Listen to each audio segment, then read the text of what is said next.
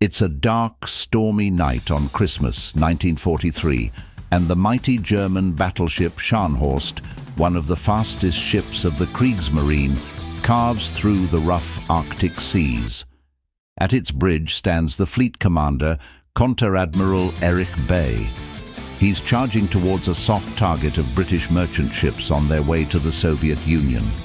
But the bridge is suddenly illuminated as star shells fill the air. Bay searches the horizon through the driving snow, only to see the ominous sign of muzzle flashes from British guns. Bay is here to fight, but not heavily armed battleships, so he orders the ship to turn 150 degrees and flee, but at the same time to try and hit the British ships. As Scharnhorst turns away, its massive aft turret Caesar turns to face the British and fires a salvo. They have to escape the Royal Navy guns, but the British guns are accurate and deadly. A shell smashes straight into the German radar. "We've lost the radar. Keep firing, full power to the engines, and make smoke." As the smoke screen from the Scharnhorst starts to emerge, another enemy shell slams into the ship with a powerful bang. "Damage report." "Superficial. Full power. They won't get us." Scharnhorst is speeding away.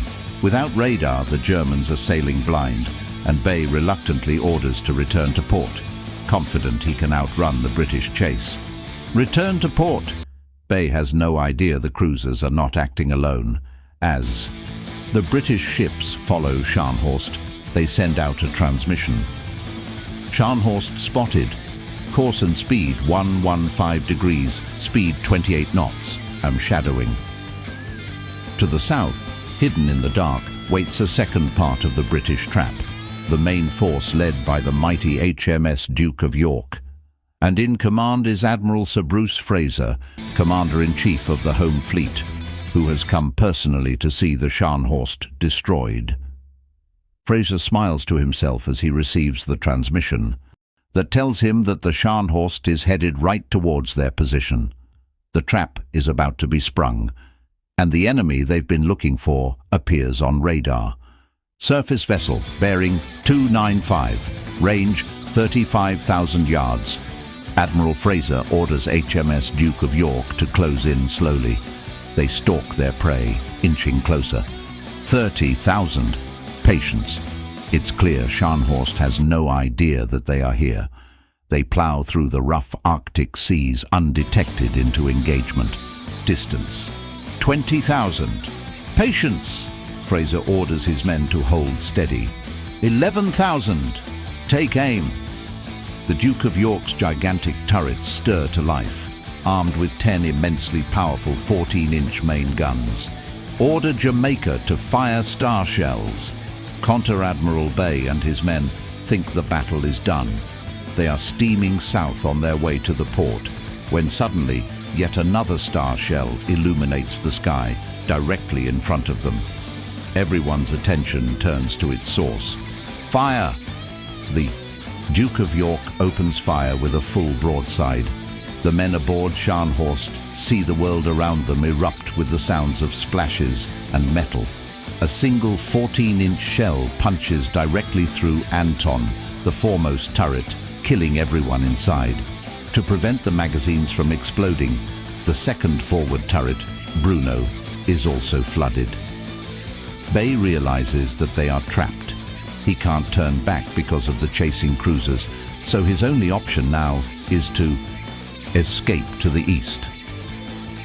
Scharnhorst turns hard to port as they return fire with all they have, which for now is just one turret. The enemy fire comes crashing down all around them. Another 14-inch shell smashes into Scharnhorst's superstructure, triggering a massive fire. The Germans realize that Bruno isn't aflame, and they've flooded it for no good reason, so the order is given to drain the magazine, and Bruno comes to life. Scharnhorst takes fire from the flank, and behind as Bruno is rocked by a 14-inch shell. The turret is full of smoke, and the crew have to evacuate. Scharnhorst proceeds at absolute maximum power as Caesar, their last turret, fires at the British ship. Back on the Duke of York, Fraser is getting nervous. Scharnhorst is steadily sailing away from the action. The Duke of York's guns are adjusting their aim, but an incoming salvo from the Scharnhorst strikes the ship, bringing the catastrophic news. "Sir, we've lost the radar. Without that radar, there is no way they can adjust their aim. Make repairs and fast." Lieutenant Harold Bates from the radar shack is already on it. He can see that the radar is drooping downwards. Without waiting for orders or informing anyone, he climbs onto the mast. It's in the middle of a snowstorm. It's an incredibly brave act. The wind and snow bite at his face, and he is repeatedly buffeted by the blast from the main guns.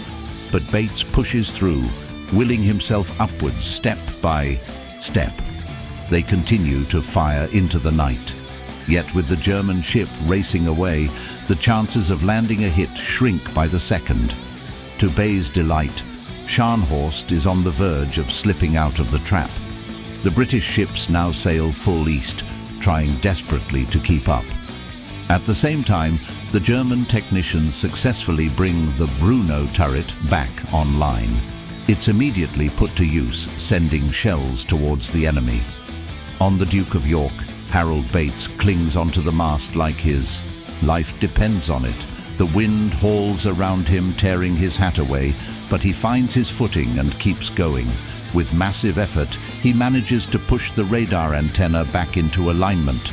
Suddenly, the radar screen comes back to life. Contact, range 22,000 yards. Radar reports Scharnhorst at 22,000 yards. That's over 10 nautical miles. It's within the range, but it's still a difficult shot in these conditions. Correct and fire, quickly. The guns adjust up and fire. 14-inch shells fly. Up into the sky, they travel for 30 eternal seconds. Then they come down. A shell hits the Scharnhorst and passes through the thin upper belt armor and finally explodes in boiler room number 1. Bay is horrified. He knows. It's over. Damage report. Severe loss of steam. We've slowed down to 8 knots. It's not enough. Already aware of his fate, Bay orders to make a transmission that reads, "We will fight to the last shell. Long live Germany." The German engineers get to work, and the ship recovers to 22 knots. But it's not enough. Her reduced speed makes her vulnerable to torpedo attacks. The British ships join the main force from the north. Scharnhorst is now surrounded. Focus on the destroyers, don't let them get closer. The German 15 Seenebilder secondary turrets target one of 4 destroyers approaching, but there's far too many of them. 2 make the charge and release 8 torpedoes towards Scharnhorst. A British torpedo finds its mark and rocks the German ships and is pummeled into submission. Its secondary turrets continue firing. Even with the ship burning and entirely boxed in, the men continue firing to the last. The Caesar turret fires again and manages to hit a destroyer. The British destroyers push forward again and perform another torpedo attack at point-blank range. 5 explode against Scharnhorst's hull. The Caesar turret, which was the first to fire in the battle, is damaged and finally falls silent. Huge amounts of water have poured into the many holes, and the ship begins to list. Still standing on the bridge with his ship leaning heavily to starboard beneath him, Bay knows it's really over and finally orders to abandon ship. Admiral Fraser watches the grand Kriegsmarine ship in its death throes as it rolls over. The bow of the ship sinks, raising the stern into the air, the propellers still turning slowly. Fraser would later tell his men, "Gentlemen, the battle against the Scharnhorst has ended in victory for us. I hope that any of you who are ever called upon to lead a ship into action against an opponent many times superior will command your ship as gallantly as the Scharnhorst was commanded today." Of Scharnhorst's 1,968-man crew, only 36 were pulled alive from the water. Conter-Admiral Eric Bay was not among them. To watch another epic naval engagement, click this link and see when a destroyer rammed a U-boat and left the crew in the water. Inside the radar mast, Lieutenant Harold Bates doesn't wait for orders. He climbs into the storm. Snow lashes his face. Wind tears at his body. The thunder of Duke of York's guns nearly throws him from the mast, but Bates keeps climbing. Shells roar overhead as Scharnhorst races for freedom. For a moment, Bay believes they might escape. British ships turn east, straining to keep up. Then, contact regained. Range 22,000 yards. Bates has realigned the radar. Correct and fire, quickly. The guns elevate. 14-inch shells arc into the darkness, hanging in the air for 30 agonizing seconds. One punches through Scharnhorst's upper armor and explodes in Boiler Room 1. Bay knows instantly it's over. Damage report.